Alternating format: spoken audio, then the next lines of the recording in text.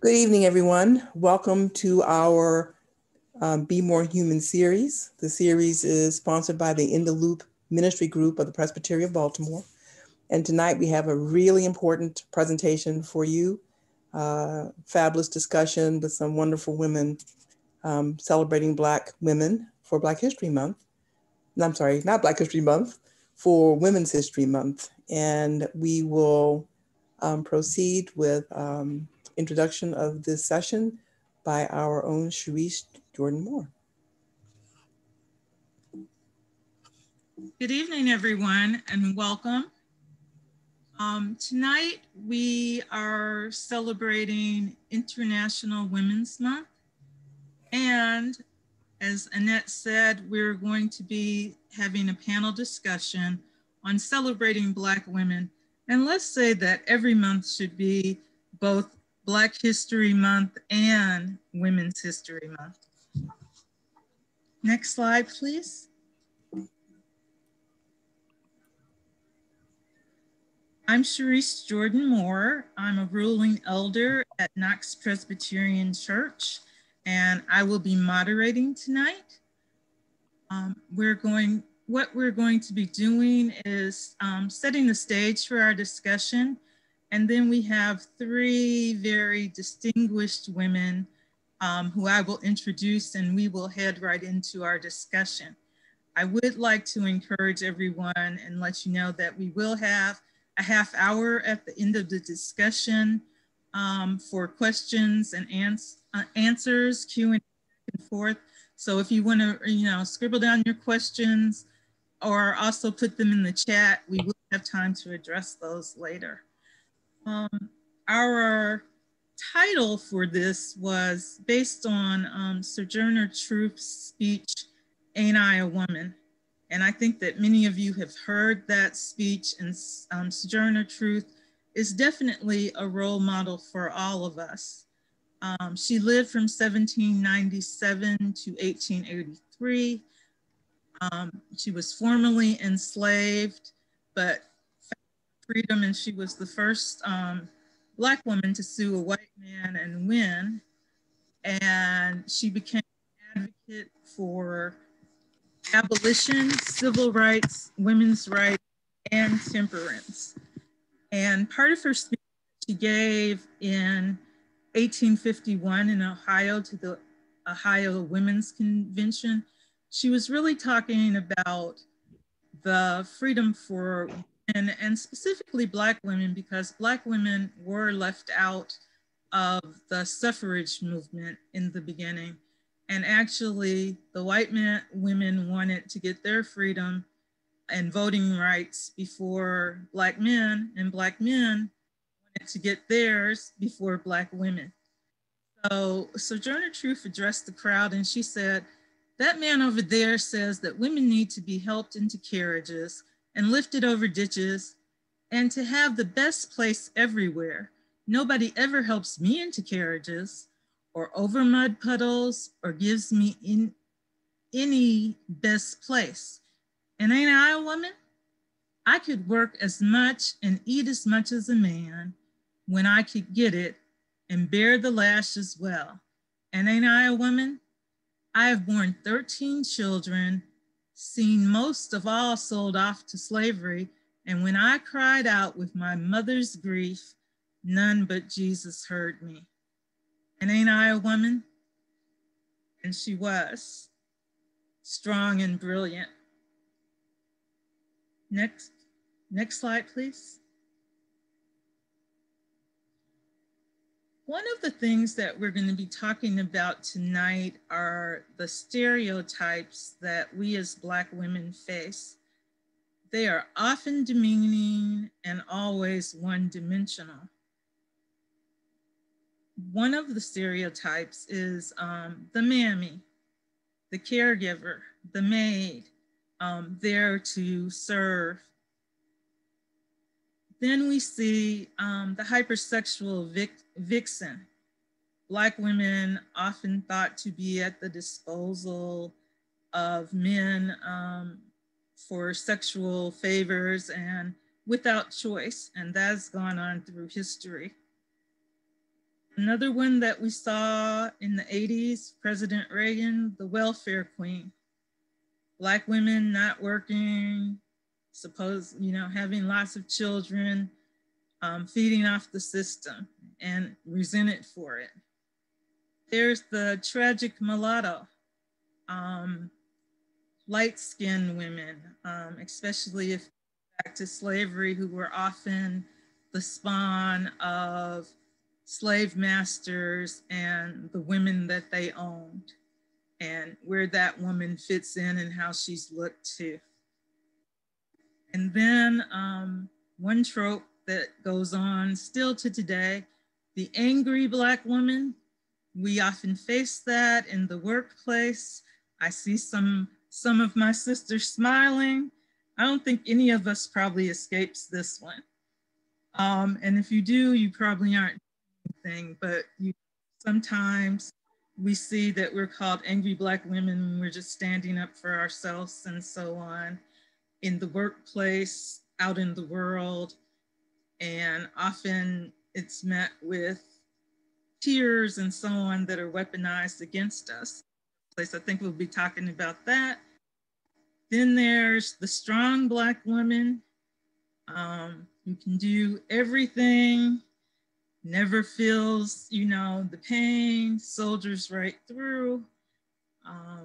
And, like Sojourner talked about doing all those things, and ain't I a woman? You're strong, you can take it, moving on. So, and finally, just a little bit the baby mama. So that's your unwed mother in the hood often, who, again, kind of let's tie her back to the welfare queen of the 80s and so on. But that woman, I won't jump over into what we want to say about these, but these are all one-dimensional stereotypes Black women often face. Next slide, please. And as a result of racism and sexism, one thing we'll see is that Black women are in lower paying jobs. You've heard that talked about, that Black women and women of color are often in these essential positions during the pandemic, low paying, even sometimes when the education is there, often facing a hostile work environment. As I was talking about when I talked about the angry Black woman, less generational wealth that is passed on through our families, living in impoverished communities, having disparate health outcomes, and all of these things lead to mega stress, depression, and anxiety. These are just some of the impacts of racism and sexism and living at that intersection. Next slide, please. But being a Black woman is a wonderful thing, and we have seen a lot of changes. In fact, seems like we're having a special moment now. We've had a lot of changes, triumphs, and firsts. Black women are said to be among our most educated citizens, so we may not face all of the reap all of the benefits of that. We have over the years at the forefront of the civil rights movement as leaders, though men were often recognized more so. Women were the backbone of that movement. We are educators. We are mothers and caregivers. Often some of us are in that sandwich generation, some raising grandchildren. And forefront of our communities, we're church leaders. Many of us are business owners and corporate leaders now. We are community organizers, and you saw that with Stacey Abrams and the women who were organizing during the last election, and what great success they had. And we have had our first Black First Lady, Michelle Obama, and now we have our first Black South Asian Vice President, Madam Kamala Harris. So Black women face many challenges, but we have always gotten over and continue to do so today. And we'll be talking about that. Next, I'd like to introduce our panelists. Next slide, please.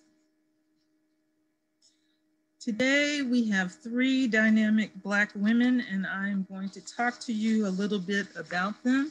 The first is Zakiya Ansari. Zakiya is the Advocacy Director of the New York State Alliance for Quality Education, the leading statewide organization that has been fighting for educational justice in New York State. Zakiya is the mother of 8 children and grandmother of 4. She's dedicated 20 years of her life to the fight for educational justice and ending the oppression of Black and brown people. In 2017, Zakiya was named one of City and State Magazine's 25 most influential in Brooklyn. Zakiya volunteers her time with the New York Justice League, and she is a 2020 cohort of the Atlantic Fellow for Racial Equity. Welcome, Zakiya. Our next speaker is a Baltimore girl, Leah Gilmore. Leah is the Minister for Racial Justice and Multicultural Engagement and the First Service Music Director of Govans Presbyterian Church here in Baltimore. One of the world's most respected inspirational vocalists, social justice and human rights advocates, song leader and writer, Leah Gilmore has been said to command a rich and passionate voice in all ways. A gift from her soul to our ears and our heart. The jazz, blues, folk, and gospel vocalist has lent her voice literally and figuratively to advocacy for the underserved around the globe and in her own backyard. But that's not all. A proud Baltimorean and a graduate of Morgan State, after the uprising in Baltimore City following the death of Freddie Gray, she organized a series of community sings to bring various parts of the community together to inspire work for change. Named by Essence magazine as one of 25 women shaping the world, Leah is a past winner of the Blues Foundation Keeping the Blues Alive Award. And Leah has served 4 terms on the Maryland Advisory Board for the U.S. Commission on Civil Rights, has worked diligently for reproductive justice for Native American women, indeed all women, and is a staunch and vocal supporter for justice for all. As the Deputy Director of the ACLU of Maryland, Policy Director and Director of Community Outreach for Equity Maryland, Leah championed LGBT equality. She's in her position at Govans as of January. She was featured recently in a Baltimore Sun article, and we're looking forward to seeing her work in the Baltimore community. Next slide, please. Next slide. Yes, thank you. And finally on our panel, last but not least, is Dr. Sonia Gunnings-Moten. She is the Associate Dean of Education at Michigan State University. Sonia earned her BS degree in Human Development and Social Policy from Northwestern University and her MA and PhD in Counseling Psychology from Michigan State University. She has served as Senior Advisor to the Provost and currently as Associate Dean in the College of Education at Michigan State University. Dr. Ginnings-Moten has provided leadership in establishing university-wide strategic priorities for engagement in urban context. She has been credited with establishing the exemplary pipeline urban education model for professional educator preparation. Her initiatives brought more than $13 million in foundation and external funds to advance a comprehensive urban education agenda focused on the recruitment, professional preparation, retention, and development of urban school leaders.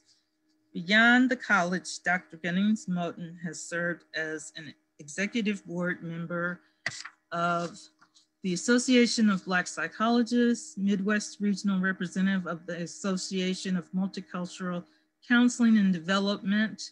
She is co-author of several publications, and she is widely sought after as a consultant regarding critical issues in diversity, equality, and inclusion. So that's our panel, and let's get ready for our exciting discussion.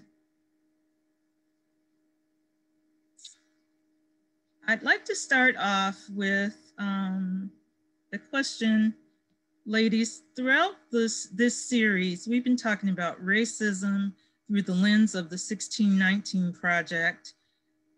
How has the addition of your role as women and the sexism that goes with it affected your everyday interactions over the years?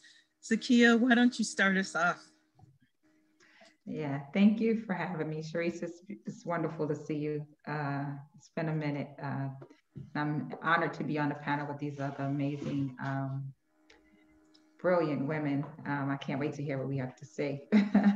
And welcome, everyone. Yeah, you know, it is all I know, you know, like it's like you grow up thinking about those things. So it's like years, it is the life I live, you know.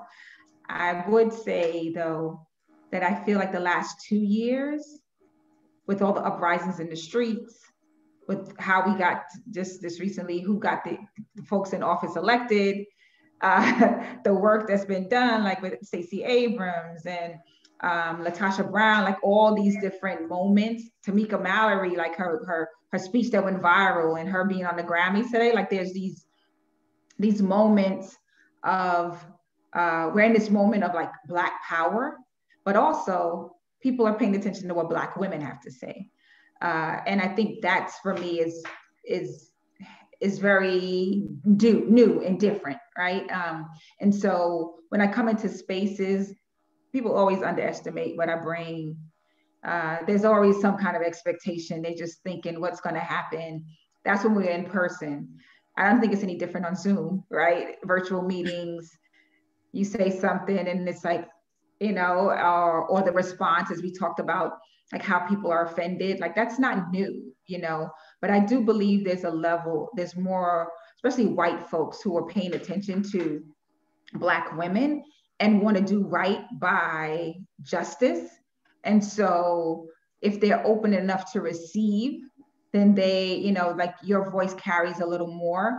But the question around, you know, over the last few years, it is all I know, but I do see a difference in the last 2 or so, actually probably with Trump in office, I would say last 4 years, right? Like this movement, because we were actually doing the work that we always have been doing, but it was more of a spotlight and highlight on those things, especially when it went to voting issues or in the streets, like people in the streets. Those things were already being led by women for as long as we can remember, but everybody was paying attention because they were in the midst of a pandemic, right? So you were kind of glued to the TV, or you were glued to the streets, or you were glued to something where you didn't have your everyday life to go through and be like, oh, my eyes will be up here. I act like I don't see what's happening on the ground. Everybody had to pay attention, so. Leah or Sonia?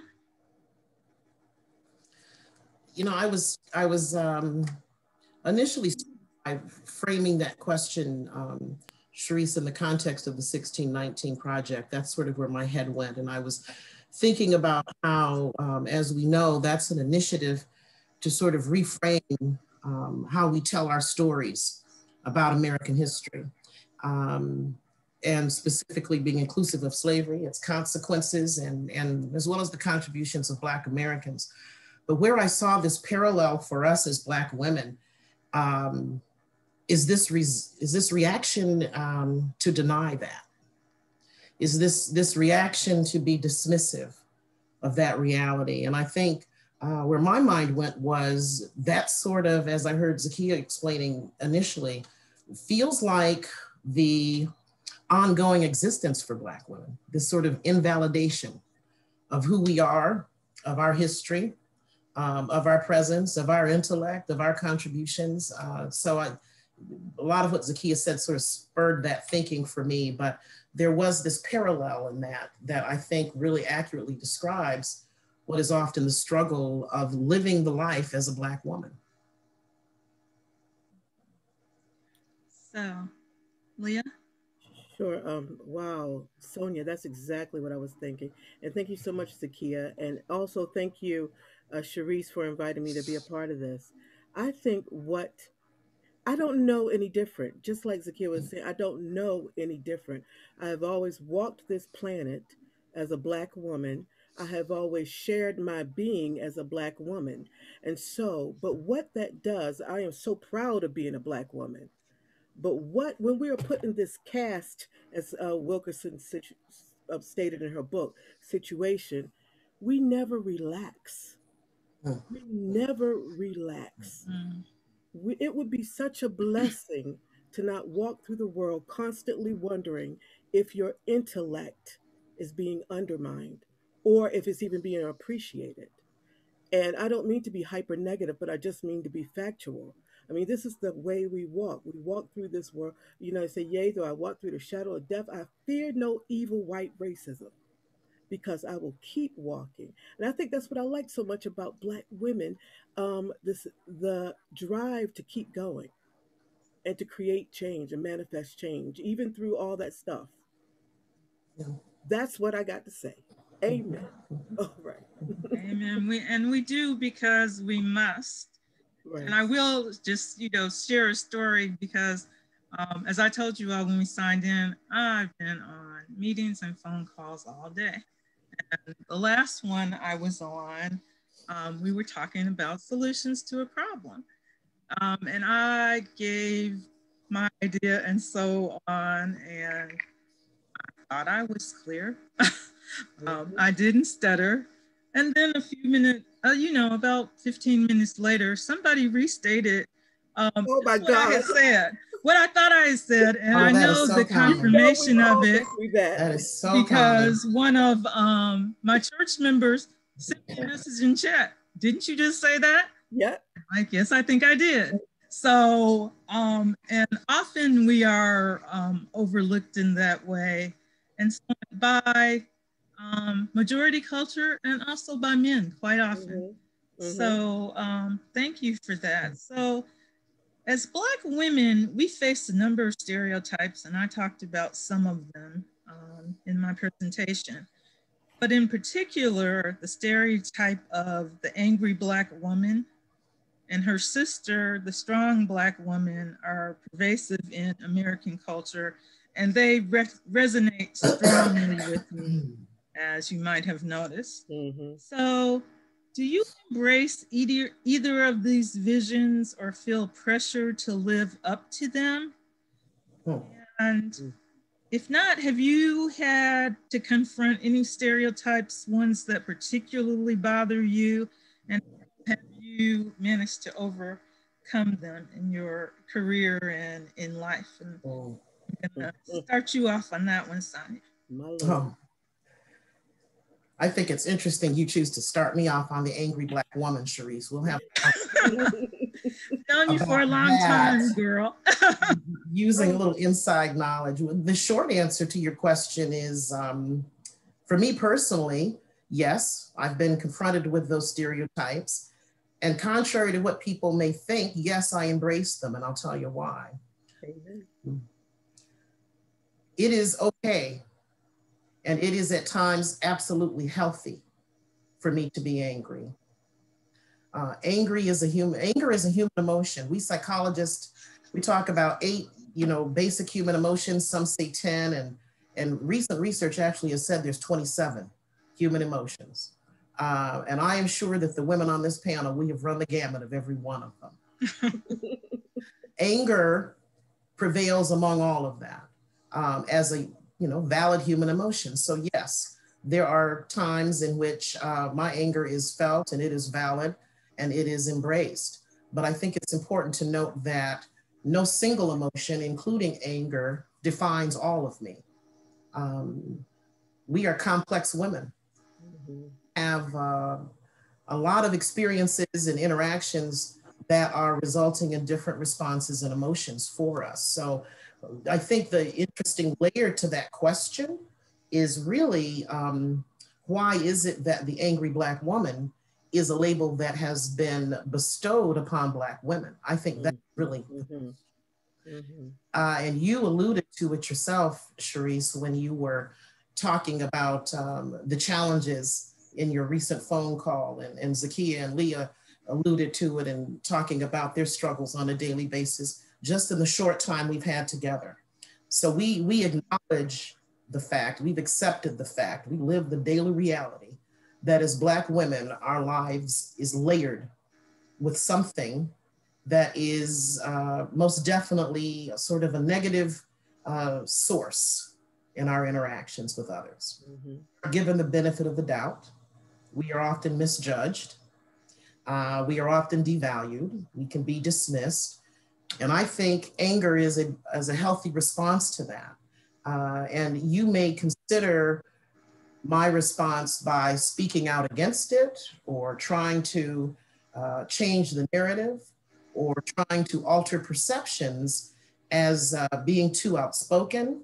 And some may say, because it's perceived as I've stepped out of my lane, is now I'm the angry and aggressive Black woman. Exactly. So it is a tangled web we weave and that we live in as Black women. But just as Leah said, I'm embracing all of that because all of that is me. I'm embracing all of that. And part of my challenge is to decide how much of that I internalize and make a part of my identity, and how many times and in what situations I walk away clear about the fact that it is an issue of the other and not of me. That's right. Oh, I'll keep going in there. That's right. Amen, Please. Sonia. That's exactly. I think what is frustrating for me is that with this angry Black woman thing, even when I'm not angry and I'm just expressing what I believe about any Yeah. given situation, that angry Black woman thing is used to control. It's a trope that control is Yeah. seeking to control our our speech, what we're saying about Yes. ourselves. And just like Sharice said, I mean, I had that happen to me just a couple weeks ago, well, a couple months ago, Sharice, around Christmas. And I'm talking, and I give an opinion, and everybody just shakes their head on Zoom.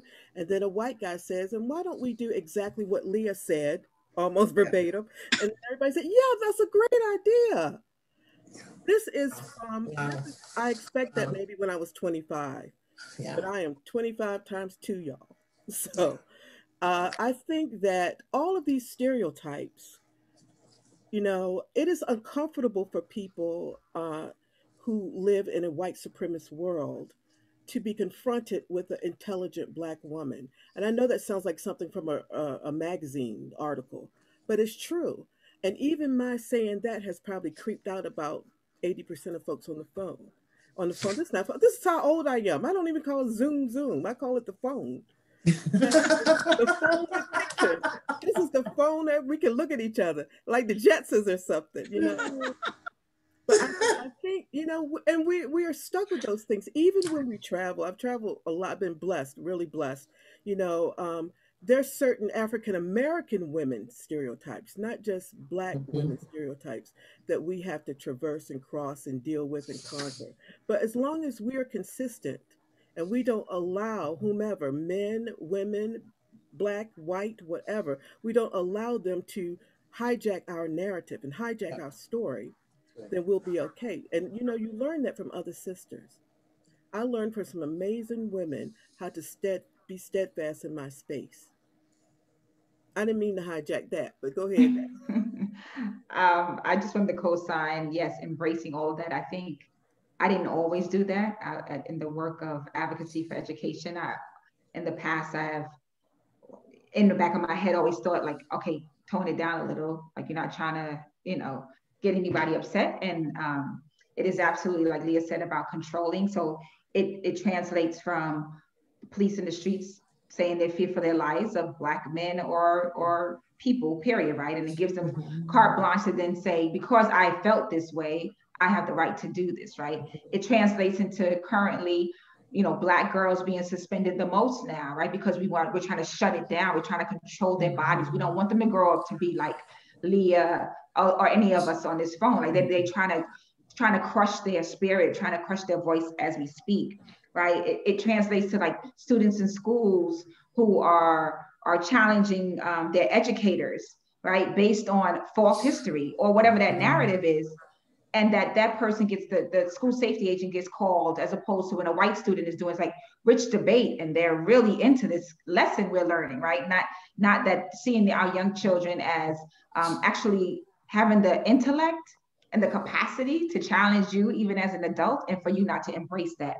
And then also I think the other piece is the strong Black woman that you said is like the sister to that, right? I think we talked about in the beginning, like we often embrace like there's no room to stop, there's always work to be done, like we got to keep moving, we don't take care of ourselves. We embrace that narrative too of like, okay, like it doesn't allow us to be vulnerable, and when we are, right, it's as if you're not actually living in your strength, you're more weak, when we know that is not true, right? Because how many times have we seen people be very vulnerable, even through tears and everything else, and the other people who can relate to them, right, other Black women and community will be like, oh my gosh, you were so amazing. So even in those moments where we feel like we are weak, because of whatever we have, our psyche and all that I don't know a lot about, I'm sure Sonia could talk more about that, but it's just it doesn't even allow us to be, right. It doesn't.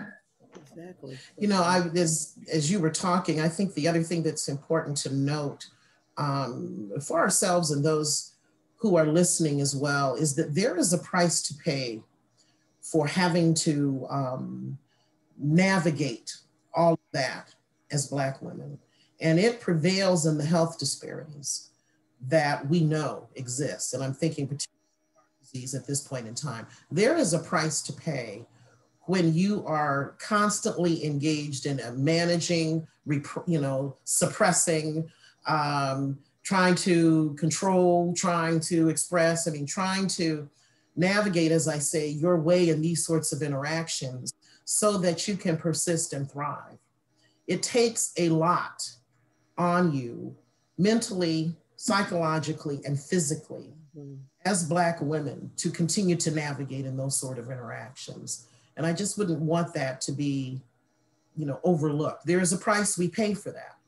It's exhausting. It's exhausting. And we look in many instances, the strong Black woman thing that Zakiya was talking about, that for me, we do it well, don't get me wrong. Oh my God, yes. We do it every day. We do it masterfully. I've got a 105 fever, but hey, I can do it. Yes. That's right. Because that's right. I'm a strong Black woman. Yeah, we do it masterfully. Right. We have a threshold that I would argue is much higher than a lot of my peers. Oh, yes. My work settings and things of that sort. But didn't we feel, Sonia, I don't know if you feel this, if you give in to being a vulnerable woman, just like a woman, or a vulnerable human, let's put it that way more better. Right.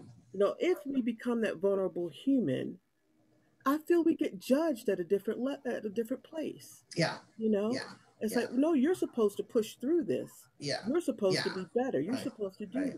Right. It's another way to cast us as being less than, or having, I think Zakiya talked about the capacity, just the doubt, and you talked about it too, Leah, the questioning of our intellectual abilities and things of that sort. We are having to work uphill. Let's be clear about that. This is the notion, and that's a whole nother discussion, but that is the whole premise of privilege. We don't have that. So when you don't have those assumptions that come with some of those privileges, you find yourself having to do this heavy lifting. Right. Frequently. Every day. every day. It's a heavy lift to sort of say, I'm here, I matter, I've got a lot to contribute.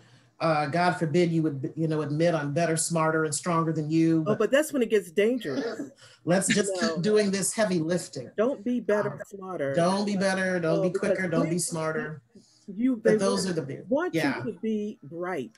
Yeah. In addition to the office, but don't be better or smarter. Yeah. Because then it's threatening. Mm-hmm.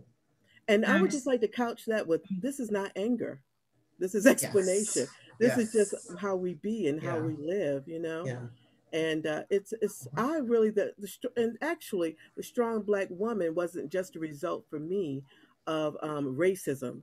It was passed down for me with my mom and my aunts. They were strong women. They always taught me, you got to be strong, because this world, everything you have to get, you have to work for, Leah, harder. And so I internalized that. And then you wrap that around racism, sexism, and privilege. You got a wonderful combination of crazy. Yeah. Isn't it? And haven't we all been told that? Oh, yeah. I know, we're kind of contemporaries, give or take here. And I know that I was always told, you have to work twice as hard and do twice as much and be twice as smart to get as far in the world that we were brought up in.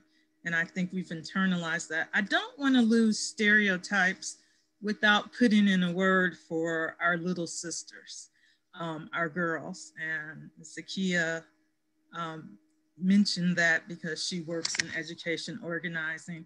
But I want to get on that stereotype that I think our girls get caught in, of the vixen and being hypersexualized images of young girls at very young ages, and also being treated and thought of like adults, like the 9-year-old that was handcuffed and so on. Can you all speak to any of that and what you think about is happening with our young girls?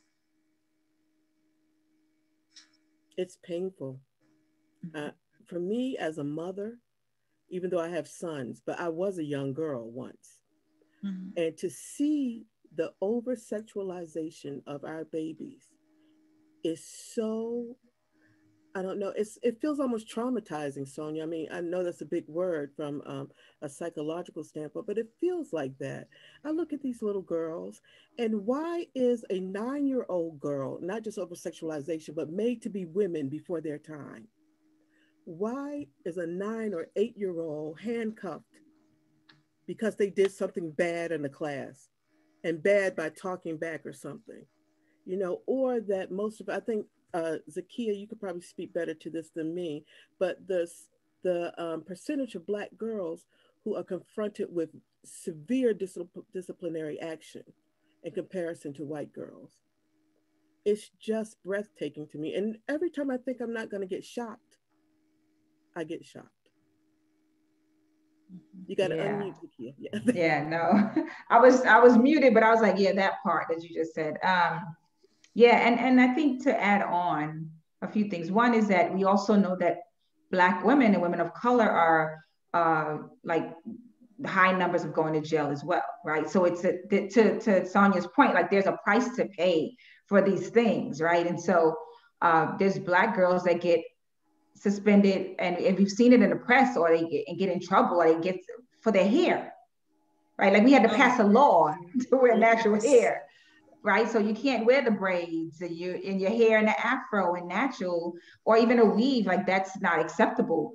How much more do they want to control bodies, right? I think it's, again, back to you, Leah, it's all about control, right? I don't know if you remember, a few years ago, there were 4 12-year-olds in Rochester that were giggling and so happy at lunch. And the school counselor or nurse or something said they could not just been happy. So they took them and strip searched the kids because they thought they were on drugs. Oh my God. One little girl was smart enough, was like, call my mama, because you ain't. But that's how deep, like our children can't even have pure joy in school without someone thinking there's something wrong. And then not even thinking something's wrong, but then taking it to a whole level of, to your point, Leah, traumatizing. That has to be traumatized. You don't forget that. You don't forget that. Well, how do you go back to the nurse when you need help again, when you go back to school? I'm never going to the nurse again. You know what I mean? And so that, and it has these repercussions that really reverberate. And then we have to pass laws that say kids can go to school and people can work in spaces with an afro or braids or however they want to wear them, right? It's just, yeah, our young girls are, and I think depending on what generation you're from, I think we have catered to that as well, the over sexualization of children, right? I just think going back, like my mother, my grandmother, like you don't wear that, you know, even if you went to church, you're not wearing your shirt, your skirt shouldn't be above this way, no dark lipstick, no this, no that, no that. And so one, we also know when you tell children don't, they run towards it. But also then you then perpetuate that same thing to your children. I have 7 daughters and we're Muslim, but I never really had to, you know, fortunately experience that. And I think because they had each other, even if they experienced it in school, they had a safety mechanism at home with their other sisters to be like, oh, did you ever, this ever happen to you? And they could talk through it, right? You know, so that was a plus for them. But I think we also exacerbate that sometimes as well, just culturally. And we know that men do, right? So how do we teach our boys to not over sexualize women and respect and all that comes with that too? So I think it's a two-way street on that front. Amen. I'll just co-sign on my colleagues on the panel. I mean, they've hit it all on the head from my perspective as well. It is as Leah and Zakiya say, it is about, you know, controlling. It is painful. It is shocking to see what is happening with our young Black girls and girls of color in particular. But I'll also admit that at times it scares me because I know that they are our legacy. Right. And it makes me wonder what it is that the future holds that we better get a hold of now. We're going to control that outcome because what we're describing is nothing other than blatant oppression. And this is how you take populations of people and again, as I'll say, devalue them, determine them less than, treat them less than, and control their outcomes despite their efforts. And I see that happening with these young girls, and it is scary because I look at those young girls and say, those are our future mothers. That's right. Those are our future mothers. You look at these young Black boys, those are our future fathers. And I am one who is a strong proponent of the Black family. So I see that and I worry about what the impact of the oppression is going to be. But I'm not hopeless with it. I'm not. Right.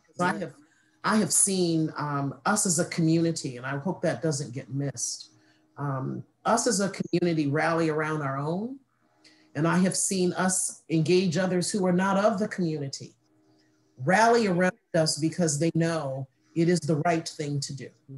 They know that the quality of life being undermined for any of our community members directly undermines their quality of life as well. That's just how this world is made up. And so I'm hopeful. Me too. We have the right people who are invested in turning around those sort of oppressive outcomes. I think we'd be remiss not to mention the people, Black, white, brown, who are working hard to intervene on the lives of young Black girls. And they're making progress. And I hope that I can be a part and we can say we are making progress. But, you know, like Obama said, I have the audacity to hope. Yes. Because when you lose that, you lose everything. You have to maintain the hope. You got to keep the hope. And I want to Okay. I wanted to co-sign too on the fact that this is not about feeling sorry for anybody here. As Leah said, it's about facts. And so we can, as you can see, we can do all these things and still look fabulous, right? So that's what we do. That's also our superpower. I'm just saying. That's what we do. Black don't crack and be like, you ain't never lied. We know. When I get off this Zoom, I'm crawling in bed, right? Yes, exactly. So I'm going to lighten us up a little bit for a moment because I have a few more deep questions, but I'm going to give you one that I think can be a happy question.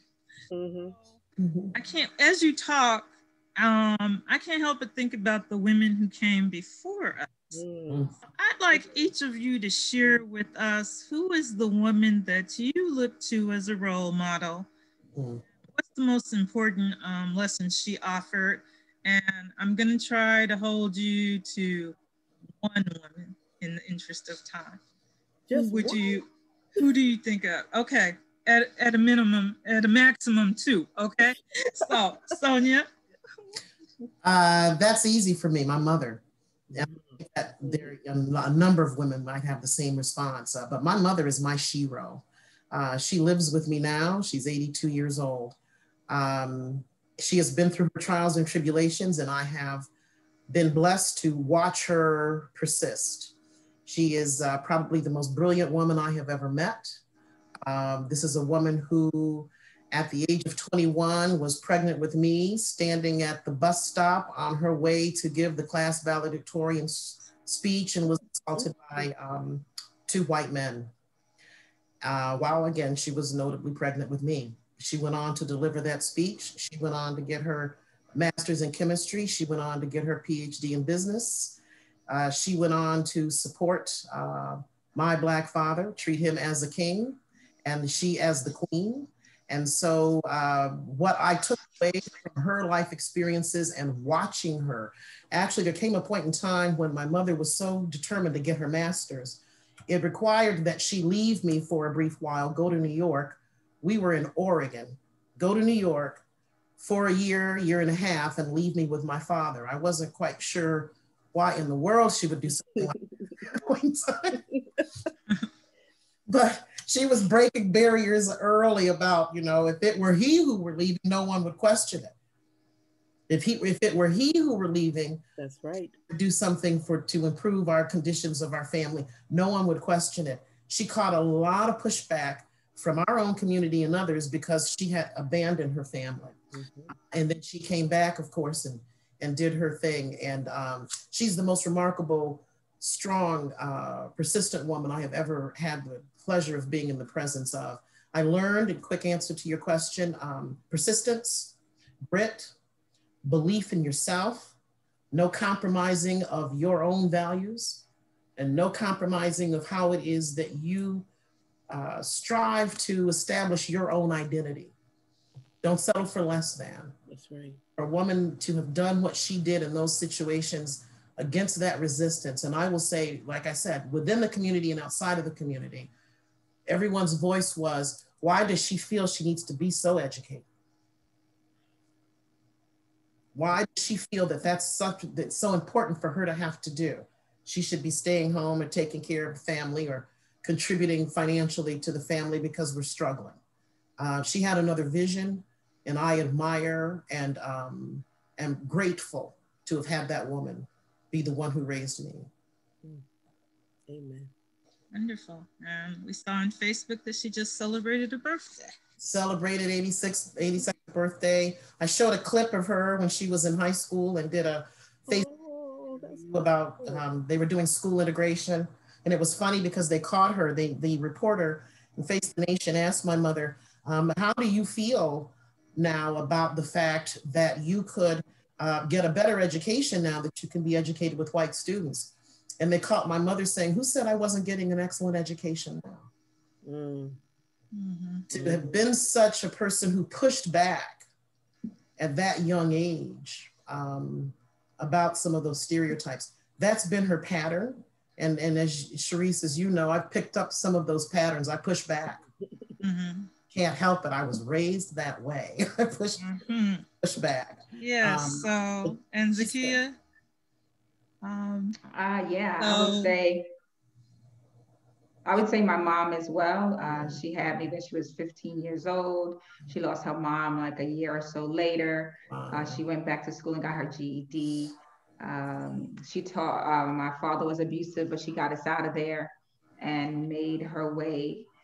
She will be 70 this year. And I learned, just to be persistent as well. You can do all things. Family is extremely important. And so I got your back. And I'll just cheat and say my daughters as well, they teach me to take care of yourself, to pamper yourself, and that it's okay and it's actually really important. I see them do it for themselves, and I'm always in awe of like, wow, you take time to take a bath? That's awesome. You know? So Leah? for me, my mom, definitely my mom, and my mom actually did the opposite. My mom waited till she was 34 to get married and 35 to have me in the 1960s. Wow. So they all thought that she was an Yeah. old maid and what was she Yes. doing? Lord, my God, how are you going to raise that baby so old? You know, but my mom has gone to glory, but I think about her every day. My mom was the oldest of 10 kids growing up in Rockingham, North Carolina on a farm. Oh, wow. Okay, but they were the first Black family to own a television. So Black and white families came to their house to look at television. It was really Wow. an interesting story. My Wow. mom, she became a bacteriologist. She was a very smart woman. And I used to take that for granted. I thought everybody's mom talked about, you know, don't eat egg yolks because you're going to get salmonella. I just thought this was a regular conversation that people had.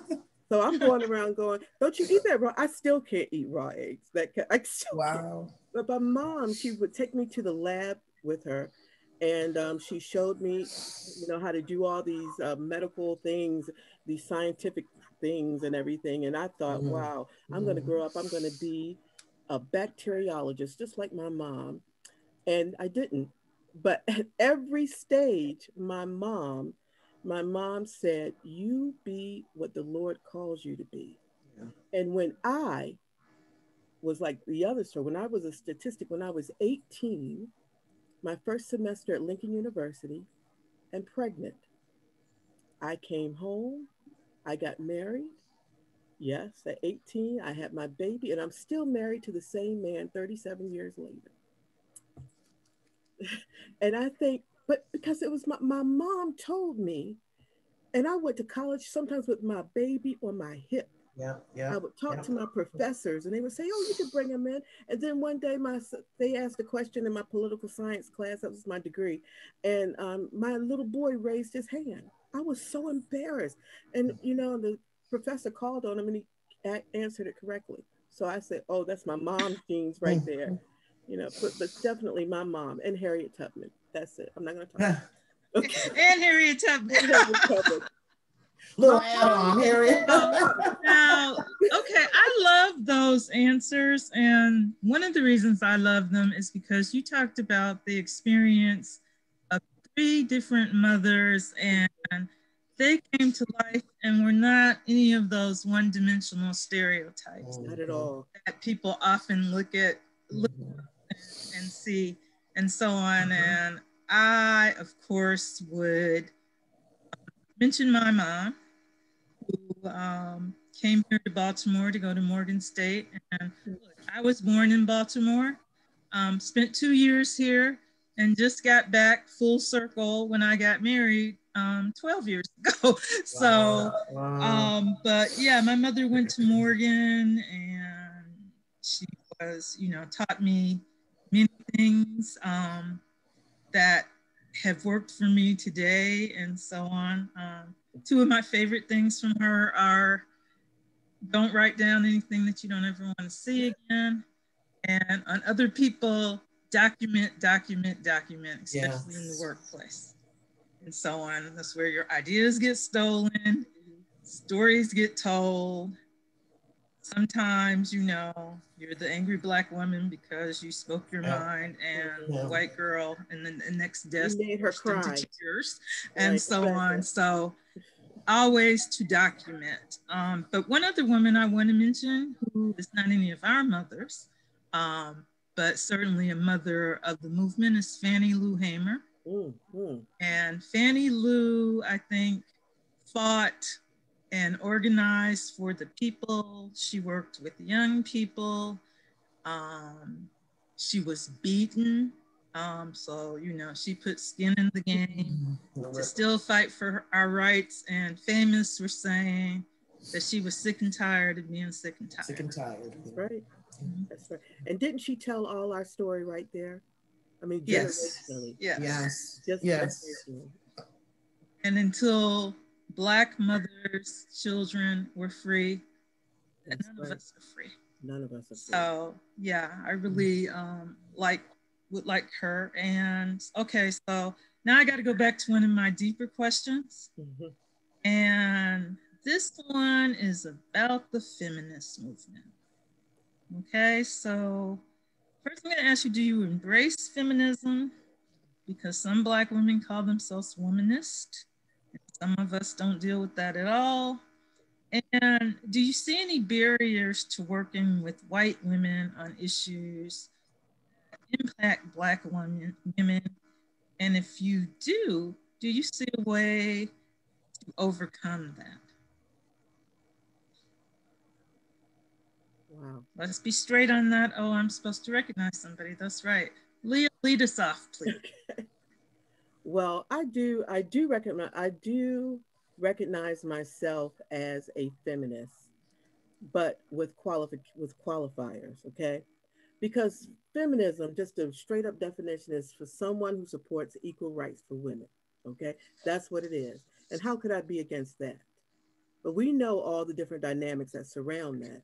But Black feminists in the Black feminist tradition, it grows not, it grows out of other movements, but not out of other movements, but out of the condition of being Black and a woman. That's a thing. It is a long tradition which resists easy definition and is characterized by multi-dimensional. I used to could talk too. Multi-dimensional approach to our liberation. I like womanist theory, and I think Alice Walker, a brilliant poet, really hit the nail on the head when she started discussing womanism. A womanist is a Black feminist who opposes sexism in the Black community and racism throughout the feminist community. Get that? And racism throughout the feminist community. From the time of suffragettes, when, till now, there has been entrenched racism within the feminist community. And we have to acknowledge that, or we would not have created womanism. According to Black American activist Alice Walker, the womanist movement unites women of color with the feminist movement. It's not different, it's trying to unite. Womanists work to ensure the well being of all humanity, male and female. While feminism focuses strictly on gender discrimination, womanism opposes discrimination against women in the areas of race, class, and gender. And that's why I really see myself more as a womanist. Plus, I love Audre Lorde. I mean, everyone listening right now on the Zoom, not the call, everyone listening right now, make sure you take a chance to read some Audre Lorde poetry in her essays. She brilliantly describes what feminism and womanism is for a Black woman. Because at all times, we are Black and a woman, and they cannot be separated, not in this country where we live. That's my piece. Shall I say more? You want me to talk about white women?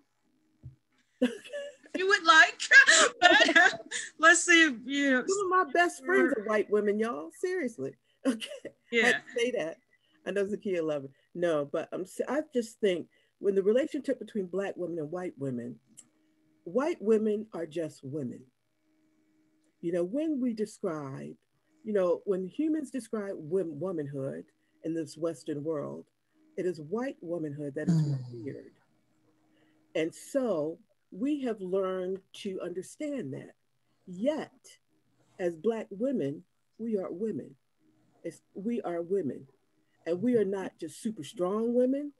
We're not super strong, lifting up your bell, pick the cotton women. We are women just like any other women. And so I think that sometimes it's difficult for us when white women's tears become weaponized. You know, if we talk and we say something that sounds aggressive, she cries and then everyone is trying to make her feel better. And that stops the talk and that stops the dialogue.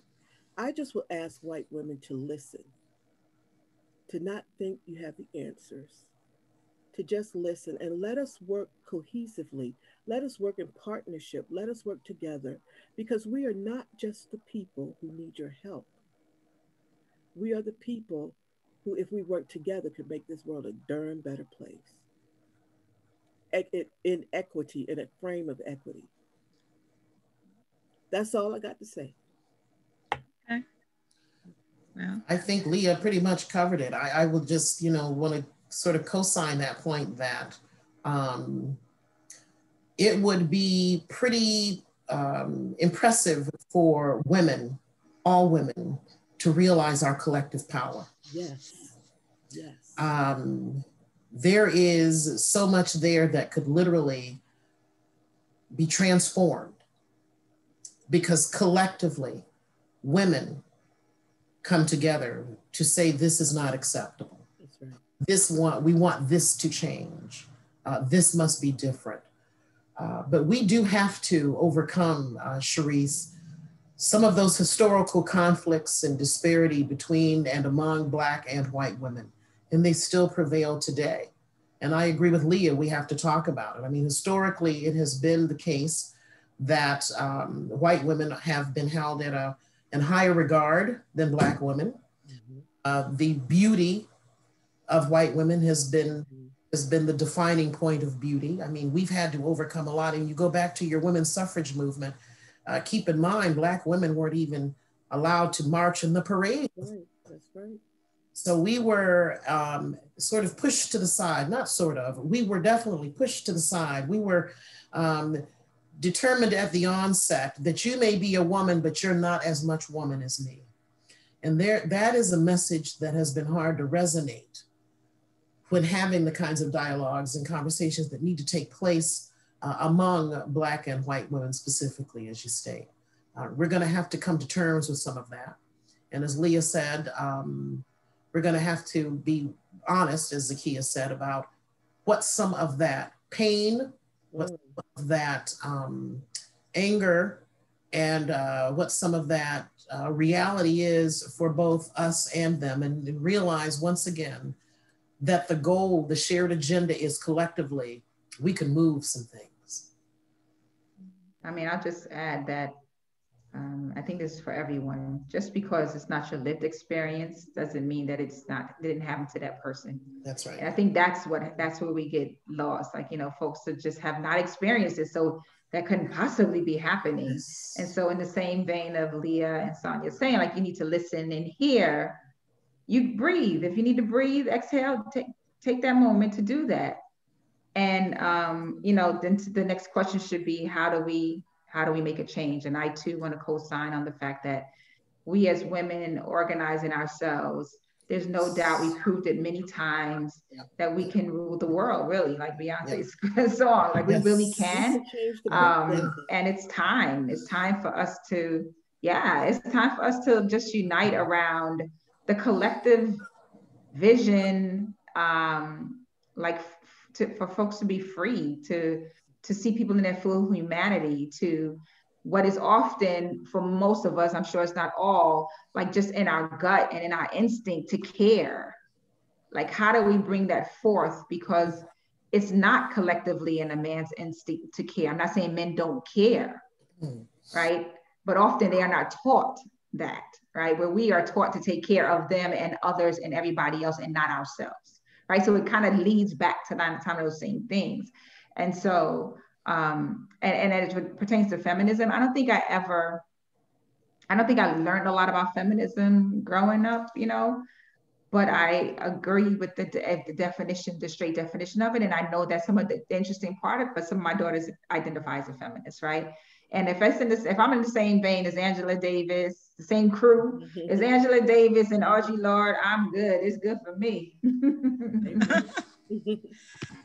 Yeah, I want to say with that, because in thinking about this, and I do identify as a feminist, but with qualifiers, I think, as Leah said. So for one, if you look at it, I'm just going to say straight up, even though it's intersectional and all tied together, I identify first as a Black person and then as a woman, which is kind of backwards, saying that, phenotypically and gender-wise, I am a woman, and Well, it used to be when you can split people into men and women, but now we're learning new things about gender and so on. But, you know, being Black, that's definitely a social construct. It's a social construct, but it's real. And it is the one that I feel that affects me the most, actually. I have to say that I haven't experienced lots of things as a woman. And I have found in my work life and my volunteer work that when I've engaged in feminist groups, part of the problem was that the issues of Black women that might not have affected the larger group never came to the top. Always pushed back and so on, maybe for a lack of understanding. You know, there's these t-shirts that people are wearing now that say, believe Black women. Believe us and believe that our issues. Where do you buy those? Are indeed a problem. They're on the internet. I'll get you one if you like. So, and one thing that none of you I know, and hardly anybody else knows, I actually have what I call a focus group of white women. So I started a group. I have a lot of white women friends from across the country, and particularly with the uprising over the summer, they were wearing me out because all of them necessarily had focused in on racial justice issues. And there was George Floyd, and the whole country saw it, and they saw it. And I was like, at some point, I don't have time to answer all your questions individually. So you all should have a group to support each other. And there was a very wonderful white woman who has been an organizer since the 60s, who I engaged in this group. I'm sure some of the people will know her name, Betty Garman Robinson. Oh, and shortly after the group started, Betty had a fall and passed away. And people from all over the country were really nice. But yes, the great group is still going on. I hope to be able to, my vision was to be able to join Black women to the group or other women of color. But it's still an all white women group in me, Sharice's Angels, I guess. And they're in different stages of development. They meet and talk every month. And they said they're not ready to have Black women come yet and everything. And I agree with them, but I have hopes. So that's my little experiment on feminism and working together. That's actually very cool, Sharice, seriously. I have a similar experience, but I haven't organized a thing. After the Freddie Gray thing happened here, I mean, I should diminish it by calling it a thing, the Freddie Gray murder that occurred here in Baltimore. All of my white women friends just started calling me saying, what can we do? How can we solve it? I didn't know how it was so hard to be Black. I said, Leah, you mean this is what happens in your community? All these things that I really couldn't answer. So I wish I would have had the wisdom to say, why don't you guys talk to each other, and really organize. But all that being said, I think when people are making an effort, we have to give them some props for making an effort. Even if the effort is strange to us, for someone who says, I want to know more, I want to be better. I say this all the time. Maya Angelou said, when you know better, you do better. And if you know better, you can stop doing crazy. So I think you got to embrace people who want to change. I really, really believe that. Absolutely. So let's talk about, I wanted to mix some joy in here with the realness and the pain, right? So we're not, always, obviously we'd be insane if we were just all down in the depths about how horrible racism and sexism is, and it is. But so you got work, family, organizing, and you got racism and sexism.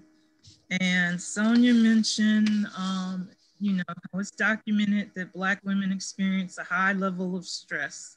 So What do you ladies do for self-care to deal with all of that? And how do you center Black joy?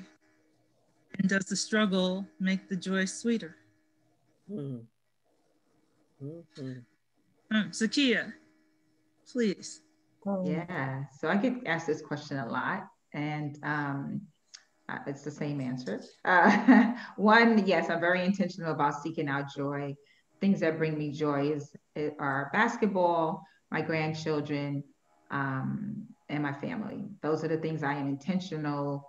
The roughest days, actually getting on a face call or a video call with the grandkids, or playing basketball before the day. Like if when it's warm, that's how I start off my day. And on the weekends, I always do that as well. That is kind of my moment for my brain. Sometimes when you meditate, you can't shut your brain down. When I'm playing basketball, my brain is totally not paying attention to anything. And as soon as I stop, it's like, oh yeah, that's right. The world is still spinning around and it's crazy. So those are the things that really and music can make or break a day, a moment. It could break me out of it. It could take me deeper. It could make me contemplate, like all these different things. So music is also one of those things that I am intentional about seeking out joy. And does the struggle make it sweeter? Nah, I'd rather not have the struggle and just have the joy. If I'm honest. Well, there you go. Good enough. Leah? Oh man, I have learned to intentionally find joy, and joy for me is music. Even though it's also my business, it's still my joy. When I heard as a little girl, my mom was obsessed with the Temptations and anytime I hear the Temptations, I just smile. But my dad loved country music, and I still don't smile, but I appreciate it. But there's joy. There's joy in the creations of what Black Americans have created, provided the foundation of all popular music. When you listen to Leonard Skinner or any of these people, you are listening to the blues. I find so much joy in knowing how creative our brothers and sisters were, and all this pain. Pain brought beauty. It brought absolutely beautiful music. And then I sing, here and there, and make myself happy. And I wish I could say I played some kind of sport, Zakia, because I'd be a different woman, okay? A much different woman. But I've just become, for the last month, only 1 month, I'm vegan. I am very, very excited about it. Our pastor, Tom Harris, is a vegan, and he's a big proponent on being vegan.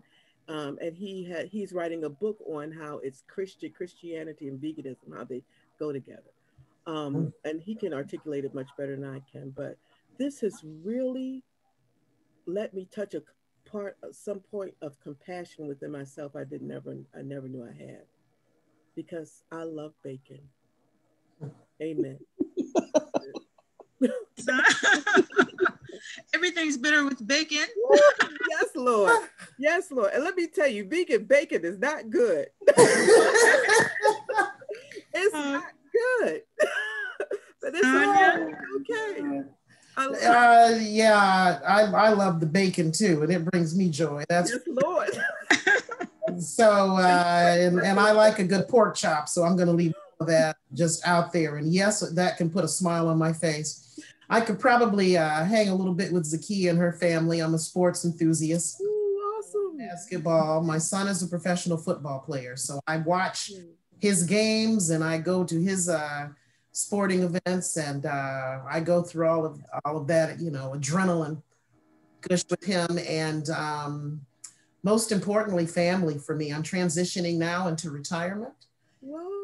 I've made the decision, my husband and I, to relocate from Michigan to North Carolina, where my South Carolina area, where my son is an athlete, but also this is where I was born. This is where my family is. So I'm literally back home again. And they say you can never go home. And I want to tell you that that's not true. Oh, yeah. You can go home. Amen. I plan to.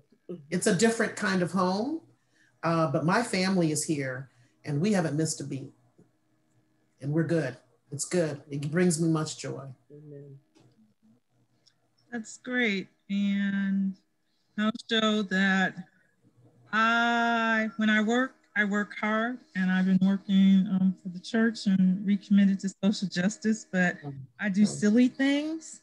And now I am collecting Black Barbies. Yeah. Oh, Cool. And look, and I'm going to dress them and in different paint their faces and call them art. Okay, so these kind of things.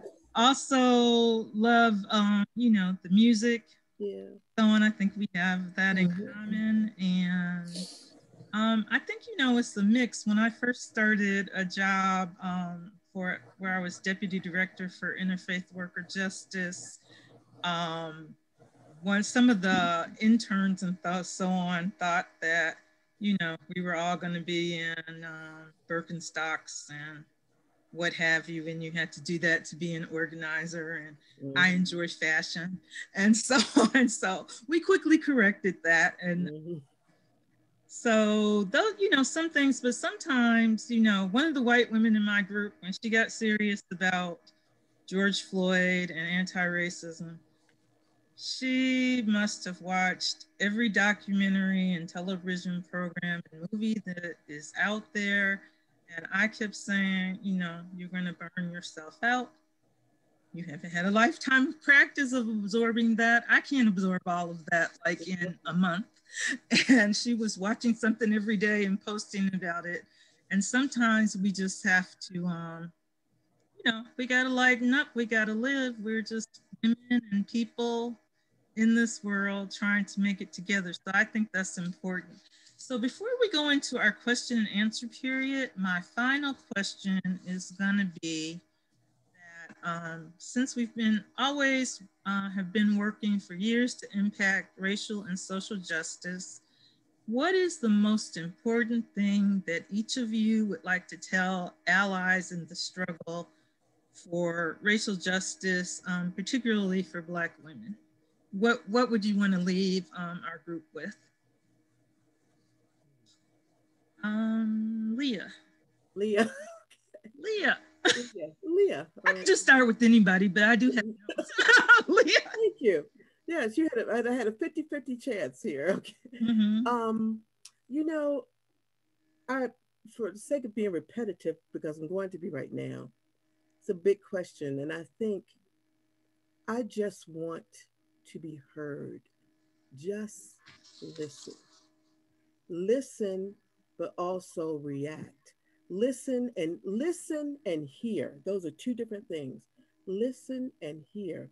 When you are in a situation where a Black woman is discussing something with you about being a Black woman, and if you've asked about that experience, listen. And don't say, oh, but I'm a woman. And okay, I'm going to give you an example what happens to me. I was facilitating a group discussion about this, and we were talking about the struggles of Black Americans.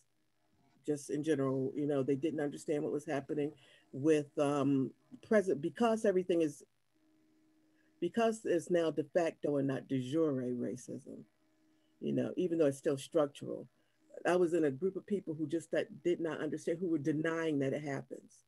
So I gave an example, and a white woman said, I understand exactly what you feel, Leah. I'm a woman, and I get discriminated against all the time. And then there was a chorus of other people going, yeah, it's just like being a woman. But you see, it's not. It's not just like being a woman. It is still, because whiteness is still supreme in this country, in the Western world. I just want in all of our work and all of our struggles and all what we're doing to let us all take a beat back, because I promise I will listen to you. When you are struggling with when you are struggling with feeling attacked because we're talking about white supremacy or white fragility, I will listen to you. And I'm just asking you that when we are telling you our story and wanting a different ending, just listen and hear. That's it. Sonia?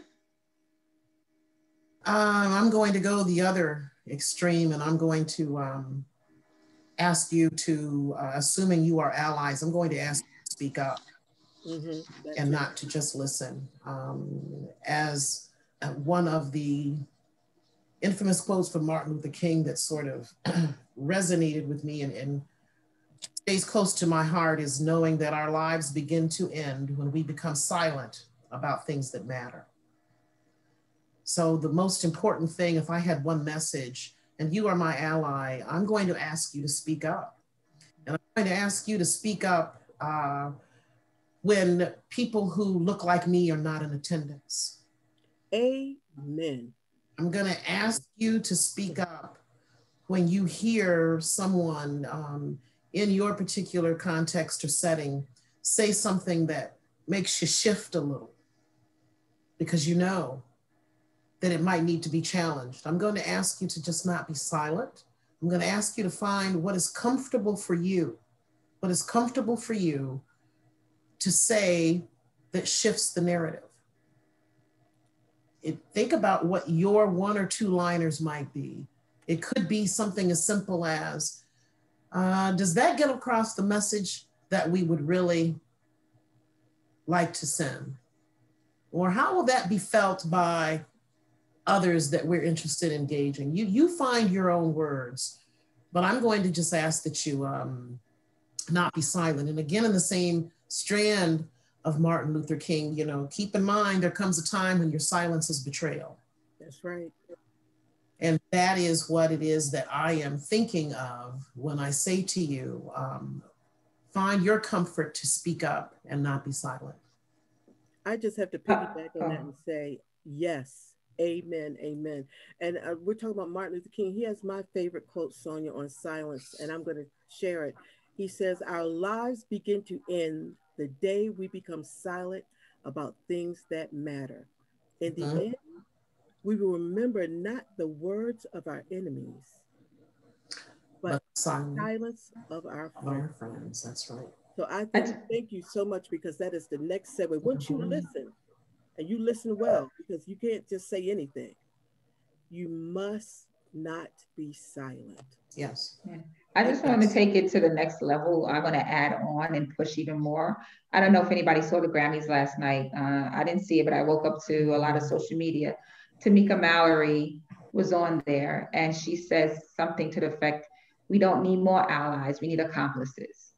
And that's what we need. I think it builds off of what you just, both you and Leah just shared, right? It's not enough to just be like, I'm with you.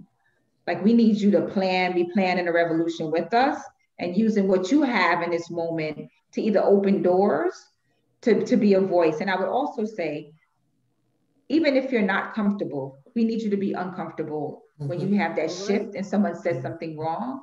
Because just think about the folks who are experiencing potentially that person on the other end who's Black or brown and is going to be at the tail, is going to be on the receiving end of that disturbing speech and or behavior, right? And so know that you will be okay. You might even lose a friend, but it's also all teachable moments. They're all learning moments to share why. And that's why I think white accomplices being in spaces like this to hear stories. You have a name now, you have a face, you have a location where some of these folks are from around the country, right? We got Baltimore, originally from Oregon, like, you know, New York City, whatever. So they become personal. You have a personal story now that is not pie in the sky. It's not, I read it somewhere.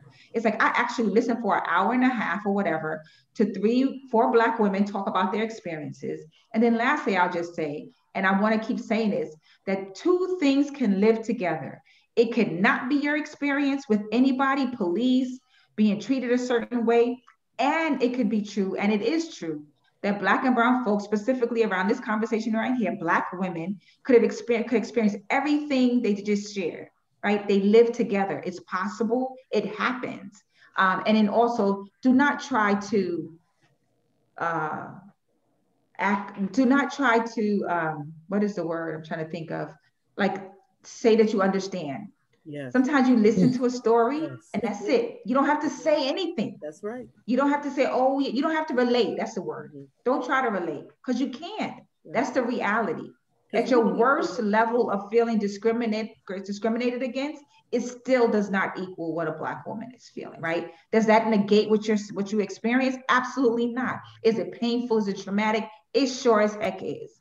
Oh my God. Period, right? There's nothing else there's nothing to add to that. Period. They both, once again, can both exist in the same space. You know what? I mean, you to engage in the difficult conversations. Yes. To engage in the difficult conversations is definitely stepping out of one's comfort zone. And you have to, you've got to, you know, I take people from where they are to try to get them where I want them to be. And so I do think, as I've seen people who do not know how to do this or have uneasiness about being uncomfortable, you do have to think about what am I going to say that starts me on being uncomfortable? Mm-hmm. Say that just sort of opens up this dialogue that needs to be had or would not be had at all if you didn't step out there and not be silent. That's right. So and it's gonna we need you to step out. I think that's one of the things we really have to embrace, especially when we talk about when we are sharing our souls and our lives and all these things that have happened to us. It's not comfortable. Mm-hmm. When we confront our relationships, the real relationships, it's not comfortable. Wasn't it uncomfortable? It was uncomfortable for Rosa Parks to sit down on that bus. It was uncomfortable for any person that works for change to decide, I'm going to do this and put my life in danger to do it. We are so blessed that we're not really putting our lives in danger usually. We are just trying to get you to understand our lives so you can see us as the human beings we are. There's not a cause. We're not, we're not something to be helped again, but we are human beings striving for equity. And on that road there's some bumps and bruises, but in the front, there's a golden gate. And I'll be darned if we're not going to get there. Thank you so much, Zakia and Sonia. Okay. Oh, that's wonderful, Leah. And I'm going to take that to lead us into our question and answer period. We've got about a half hour for that. And so, Frank, if you could take us out of the big boxes and put everybody on equal standing in the boxes, and we'll take some questions and try to answer them. And do take advantage of the fact that my sisters here have been really frank and honest. And, we don't always have these questions in conversations with everybody else. Now, we got on the phone together, not having met anybody else but me, and said, oh, we got to get together like in real life and hug each other and come to Baltimore.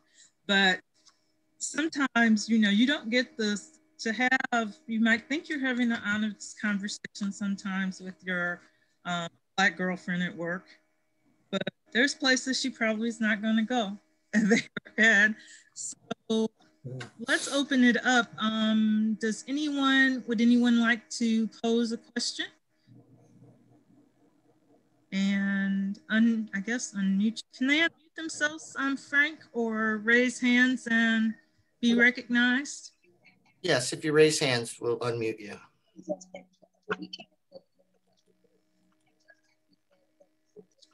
Okay, I see Kenny is raising his hand. Kenneth Walker. Hello, everyone. Hi, Kenny. This conversation has been mind-blowing to me. Just to hear the ladies speak and cover, how can I say it? Cover subjects that are touchy, and to do it with the elegance that they have.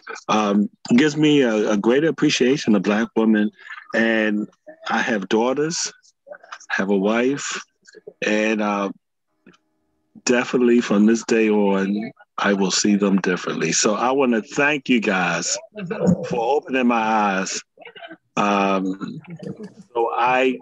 Because like Sharice said, this conversation is a conversation that I'm not going to hear anywhere else. I'm not going to hear it. And it's just great to hear it. It's great that a guy can hear this point of view so he can understand our sisters better. So I just want to say that. Thank you, thank you, thank you. God bless you, Kenneth. God bless you. Thank you so much. Thank you for that, Kenneth. That was awesome. Other questions, comments? No, but I'll just tell you that as a Black woman, that kind of validation felt real good. Yes, Lord. Yes, I was thinking. I'll tell you, that felt really good. Thank you. Yes. Yeah. Yes. Yes. Many blessings. And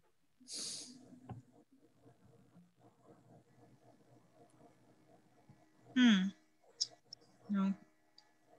I think Sharice, people have things in the chat box. That's why I put on my glasses and stop pretending like I can really see. I know that's right. Yeah.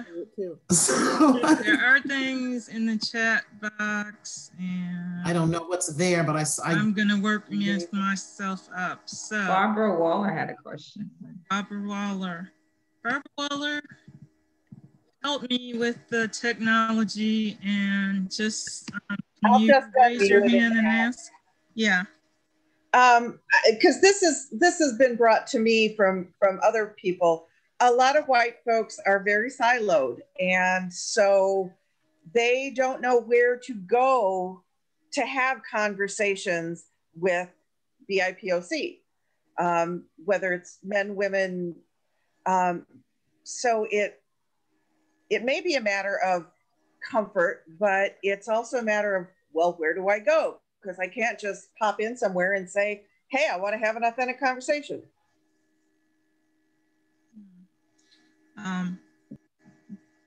BIPOC, Black Indigenous People of Color, just in case somebody's not familiar. Sonia? Well, no, I was just going to say, you know, again, I'm a psychologist with developmental, so I'm thinking about not just throwing something at you and telling you go do it, because quite frankly, you can approach this in ways that you do some damage. And that's what also I'm wanting to push back a little bit and ask that you be thoughtful about why you want to be in the spaces with people of color and what you plan on accomplishing in doing that. My intent was to tell you, and I'll just be honest, I ask you, if you are an ally, then start where you are comfortable, and that's with your people, and speak to them. I'm not quite sure that speaking to them and speaking up and not being silent is not going to be comfortable for you. But that context and that population is where you might start so that it is not so traumatizing for you. I'm trying to have you go through what I've been through. I'm trying to have you have some impact in a way that you can sustain being an ally in this struggle. So I would ask you to reflect on your heart and your spirit a little bit and think about what it is that you really want to be about in advancing this agenda. And I would then say, don't necessarily feel compelled to come to talk to me about it. Talk in your spaces about it. And that is going to be uncomfortable for you. Yes, it will. I just have to co-sign so much with that. I think, you know, also about, you know, when you're starting to build relationships in other communities, maybe the community people don't want to be talked to about racism and pain and our struggles immediately. I think it's important to start developing authentic relationships with people who may look different than you. I mean, friendships, because when you have friendships, or even, what is it called when you're not friends, but you're friendly? Just call it that. When you're friendly, even if you know someone who is Black and that person is a little bit more than somebody you talk to ask the time of day, it's important for us to know each other as fellow human beings and not just the cause.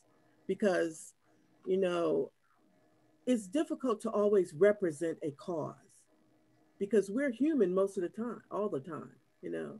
And so, and we like to laugh, we like to talk, we like to sing, we like to pray, we like to cry. We wake up in the morning and hopefully we're still breathing and we thank God for that moment. Find the common ground that we have already. I just so love what Sonia said so eloquently and so professionally. And unfortunately, I can't speak to that, but I can speak to my passion.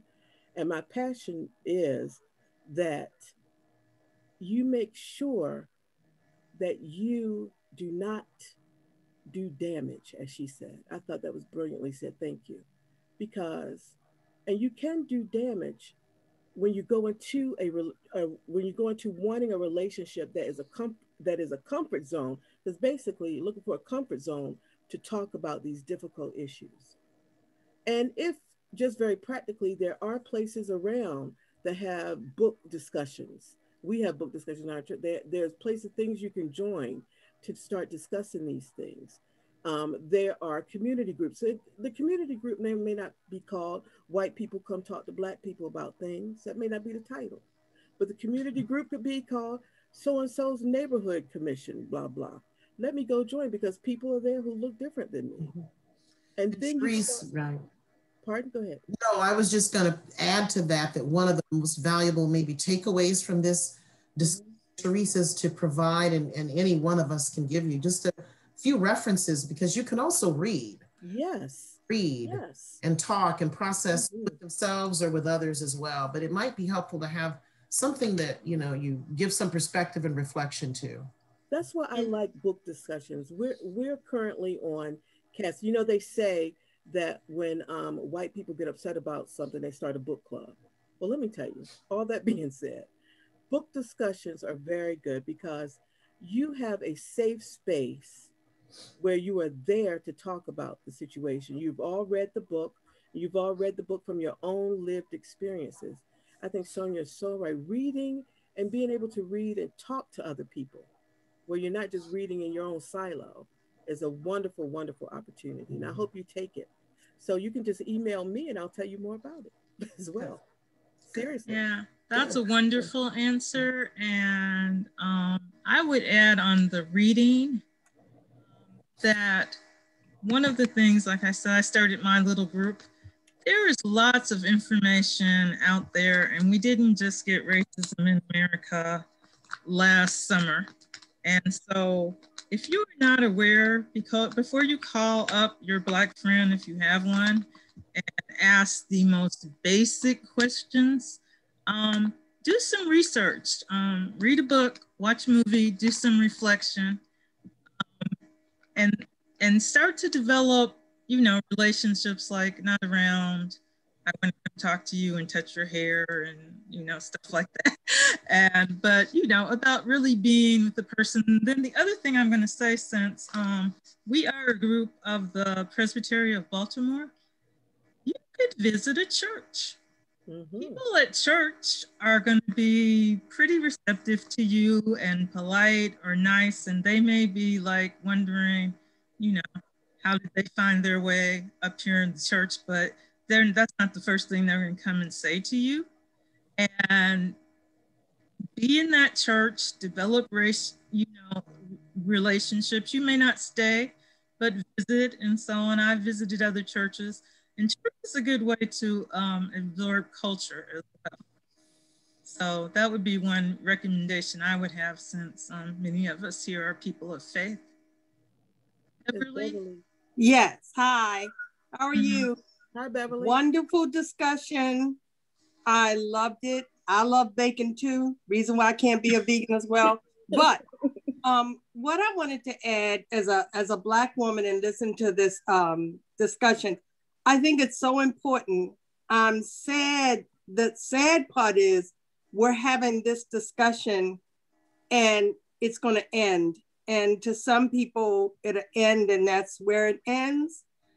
And I wish, and I should talk to Sharice later on, that this kind of discussion with women should go on all the time. Like, I wish that there was a way we could do it. But anyway, back to my point.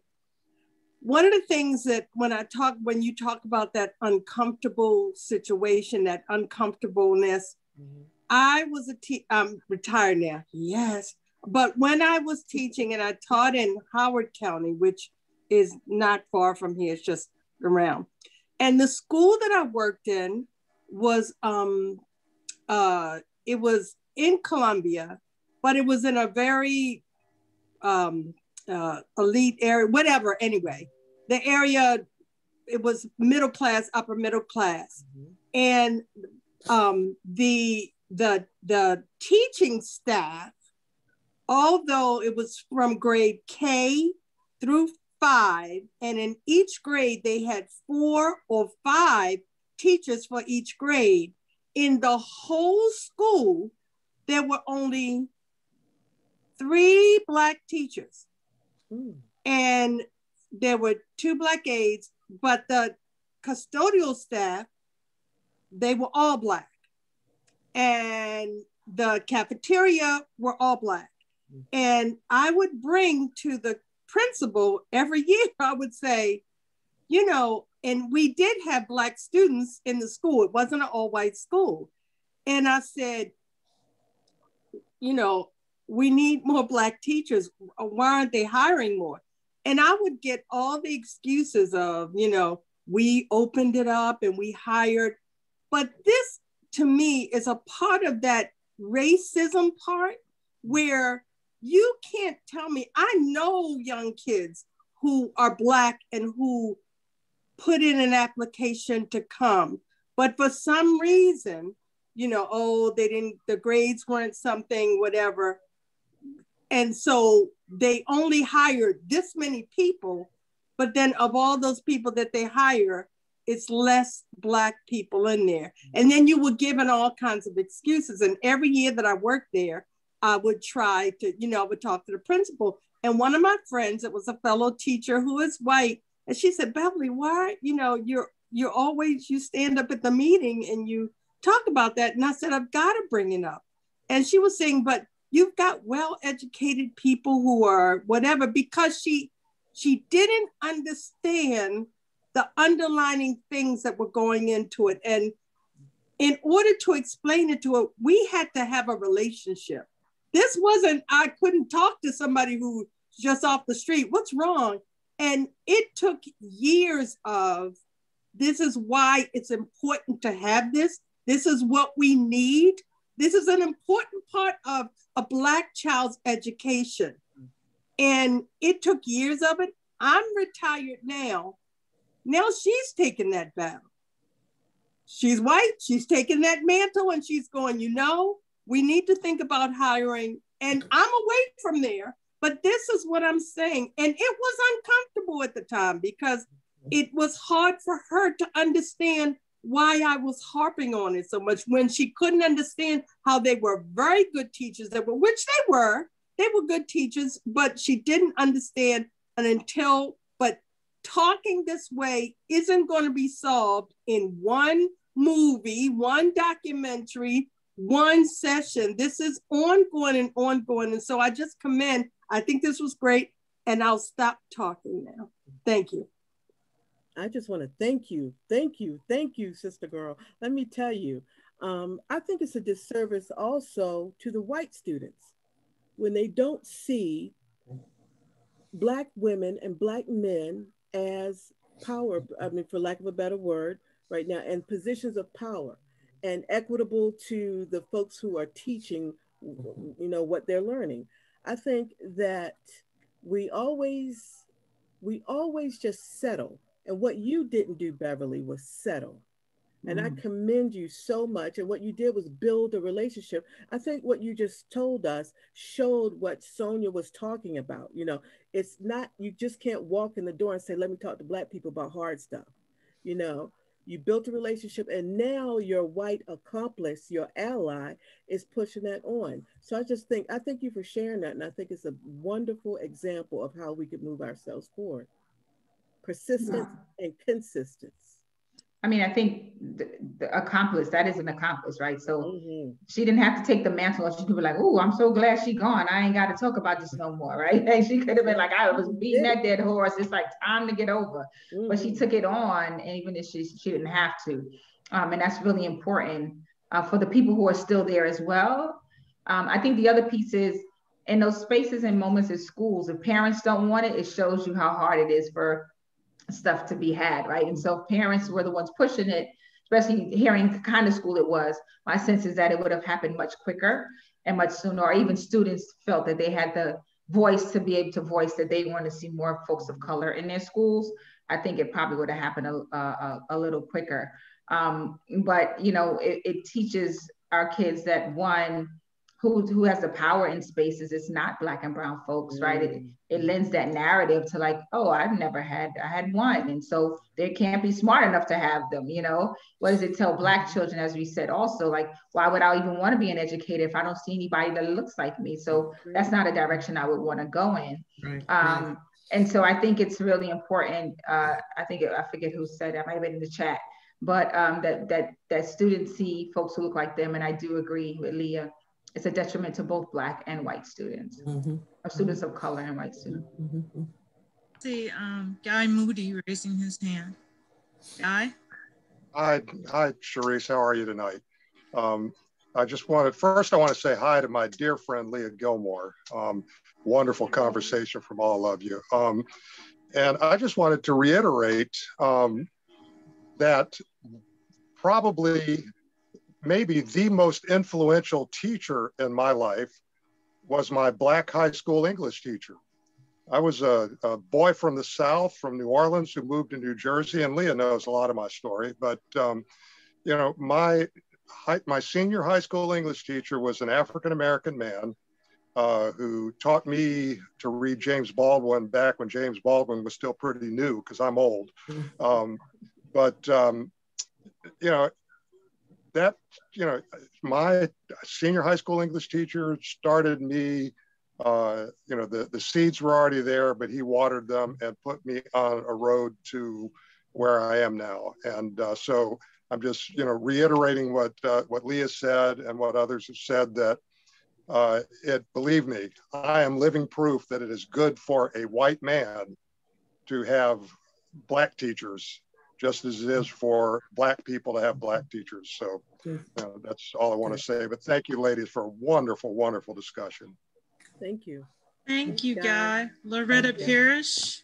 Hello, everybody. Excellent, excellent, excellent conversation. I'm pretty much like Beverly as far as retired educator. But while I was in school for 39 years at one school, Gardenville Elementary in the city, and had a good encounter relationship with a white girlfriend of mine, very close. We traveled together, did a lot together, had excellent conversations. Now that she's retired, we've kind of drifted apart because of locations. Well, in doing so on social media, as we're talking, some comments were made that it was like she had forgotten what it was, the experience that her African-American friends had at school, that we could have that open conversation. So when she was no longer with us, it seemed like she was, shall I say, siding, may not be the appropriate word, but she didn't hear the other side of the story. So some of the comments that were made on social media was like, really, really? And when a friend of mine approached her in a delicate way, she kind of shied away from it. I think she was more embarrassed because we had been friends for over 20 years, and trying to enlighten her to know we can still communicate. It's just that you have to hear the other side before you can make some comments as you have been making. So I see it from both sides. So it always has to be open conversation, and they are going to be some hot topics, but you just have to prepare yourself for it, because that's the world in which we live. Thank you. Thank you so much. You're right on point. Kathy Anderson.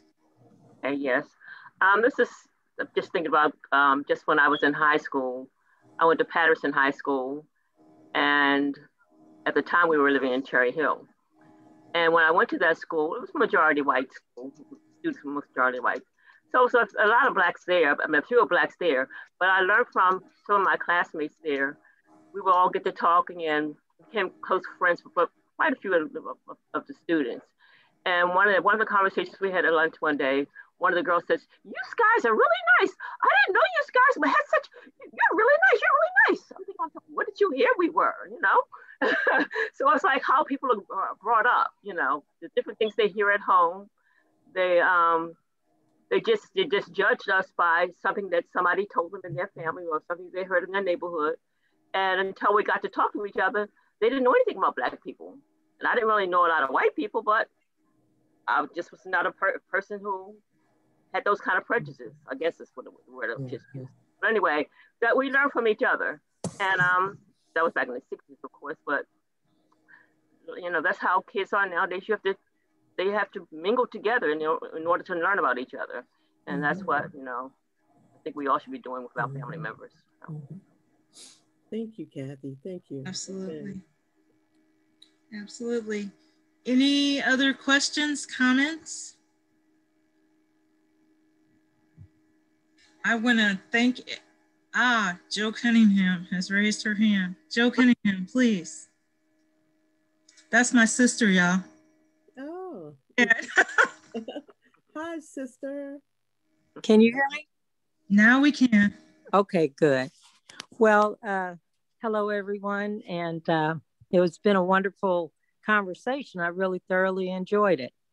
I wanted to add, you know, my sister spoke about my mother, and I think that she really was a wonderful model for me as well. One thing I can say, as far as dealing with racism, at one point in time, we lived in Terre Haute, Indiana. My mother,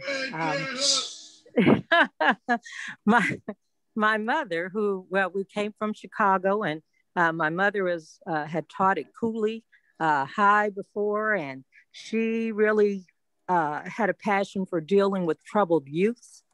And so she went on to, in Terre Haute, to work at Jezebel School for Boys, a Catholic institution for wayward children. And there she went through moving from being a teacher up the ladder, counselor, principal, and later became the head administrator. And what was so significant about that, because my mother operated in faith and love. Those are my key points there. Bringing people together through faith and love. What she accomplished in that is that at this particular school, when she decided to apply for a head administrative position, she was facing having to be voted in by, I think it was anywhere from 8 to 10 Catholic brothers, all white, all men. And this was in the 70s. So they all voted her in over them, which was amazing at that point in time. And my mother did that in that small town where the population of Black people was probably next to nothing. I mean, there were a few, okay? There were a few.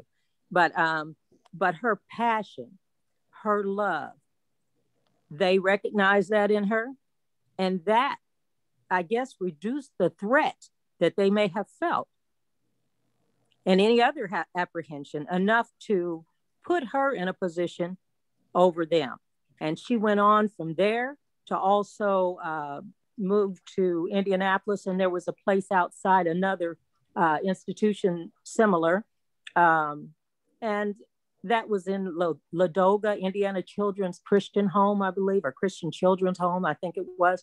But she became the head administrator there as well. So I just wanted to share that, because breaking those barriers, you know, and I'm a Christian woman and I mean, very devoted in faith. I believe in faith and love, and that is what the Bible instructs us to do.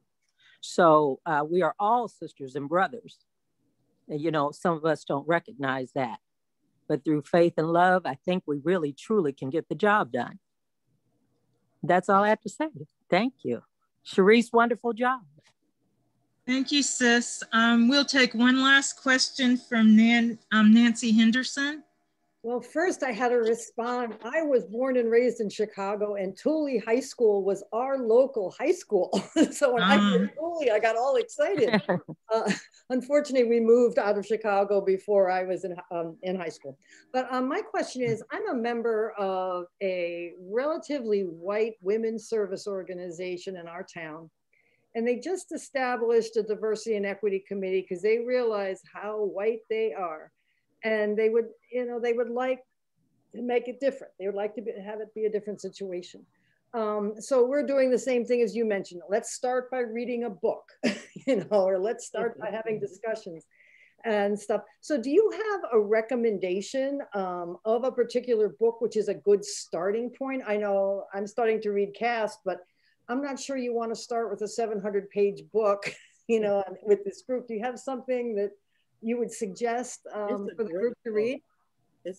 Caste is a great book, and it's an easy read, actually. I know it's intimidating when you just hold it. No, believe me, I had the feeling, but when you start reading it, what Caste does, we didn't start with class. I'll tell you the order of the books that we read, and it was very powerful and it worked. We started with white fragility. Okay. And white fragility is a good place to start. Okay. Because it's written by a white woman about white fragility. Dr. D'Angelo explains it. And then we went to Ibram Kendi X's How to Be an Anti-Racist. And you start to learn what an anti-racist is. An anti-racist is different than I'm not racist. An anti-racist is someone does like what Sonia was saying. You actively seek to do things that make the world better in a way. For like, man, are you following me? I hope so. Okay. The next book that we had, the book that we are in now, was Caste, and it was a wonderful progression because we went from white fragility, where it really let white people get acclimated to talking about being a white person from the author who is a white woman.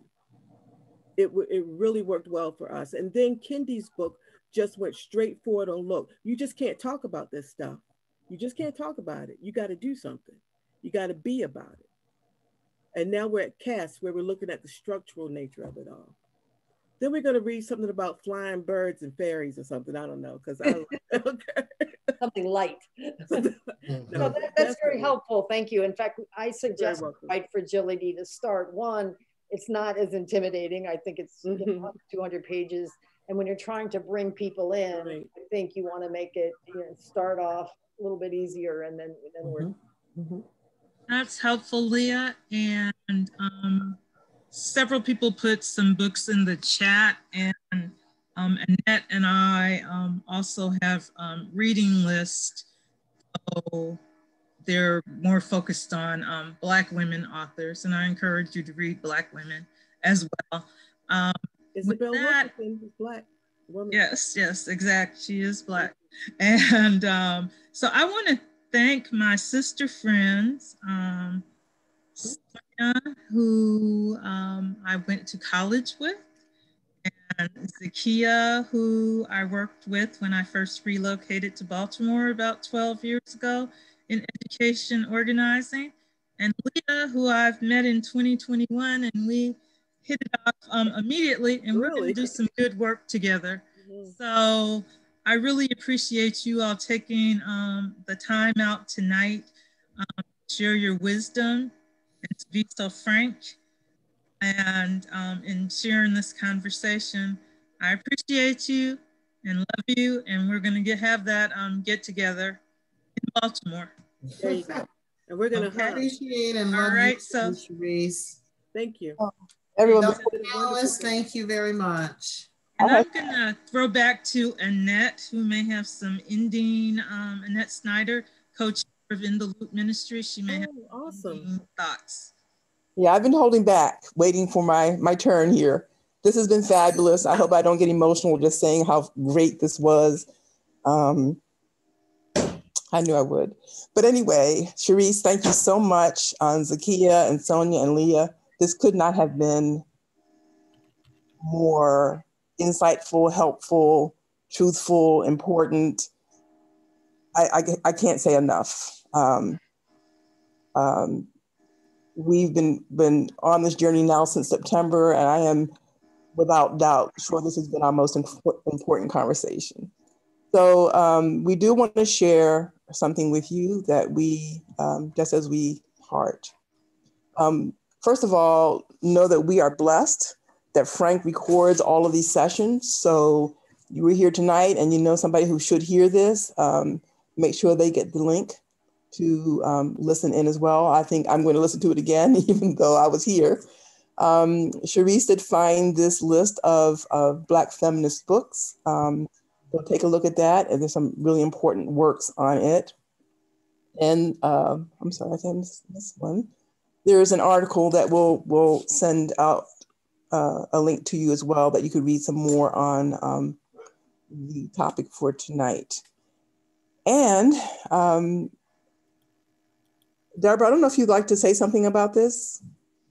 Deborah McCackman came across this conversation that's going to come forward soon. I'm not sure it could be any better than the one we had tonight, but it may help sort of concretize some of the thinking and add to your understanding. Deborah? I don't know a lot about it. It just came to me because I went to Union Seminary, and it's through the Katie Geneva Cannon Womanist Studies segment of the seminary, and their program, I think, is tomorrow night. Do you have the link, Annette, that you can share? The link is on the slide, and it'll be posted. I don't see slides. Do you see? I don't see slides. Oh dear. What did I do? All right, hold on. What did you do? Okay, here's my technological challenge. What happened to my screen?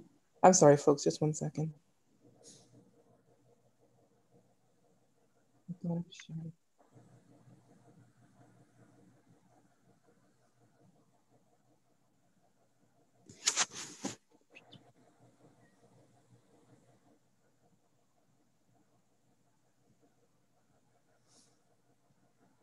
There, see it now?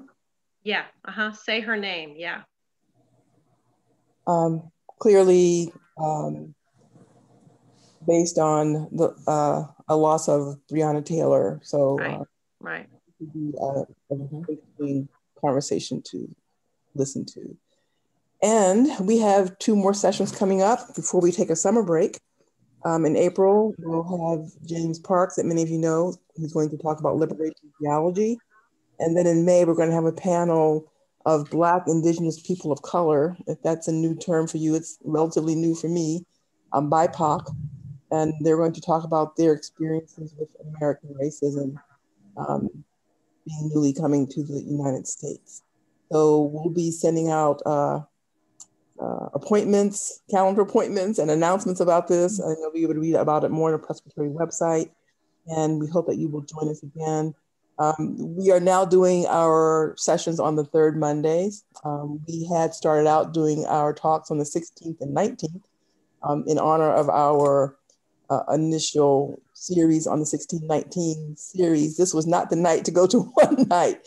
I'm sure we could have easily spent a couple more evenings on our topic tonight with the kids. But please join us on April 19th and May 17th. And again, Cherise, applause from all of us. And ladies, great talk. A round of applause, right? Thank you, Cherise. Thank you for inviting me, Cherise. Thank you. You did a wonderful Thank job. you all. It was an honor to be a thank part. you, everybody. Thank you. I loved it. Thank you, Beverly. Amazing. You all are amazing. I'm just, Hi, Jamila. Good to see you. Cherise, you wear a lot of hats. You wear a whole lot of hats. So thank you for everything. I unmuted. Hi, this is Jane Thank Barnes you. in Chicago. I unmuted now. My Vine sisters, Sonia and Cherise, were remarkable. This was the best. This was the best webinar that I've seen on this subject. You all are just amazing women. I was so glad that I joined tonight. Thank you so much. Thank you. Wonderful. Thank you. Okay. Well, I think that concludes our session for tonight.